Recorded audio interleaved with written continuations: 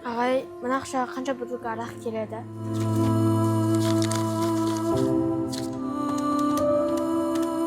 Маған 4 бутылка арақ келеді. Бірақ мен саған арақ сата алмаймын. Сен өйткені 18-де толмаған соң кәмелет жасқа. Қызым. Ағай, маған арақ керек емес. Мына ақшаны сіз алыңызшы. Әкеме 4 күн арақ сатпаңызшы.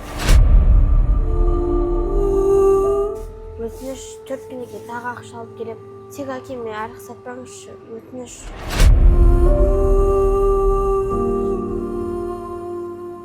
Егер менің әкем арақ ішпегенде, үйде күндегі ұрыс болмас еді.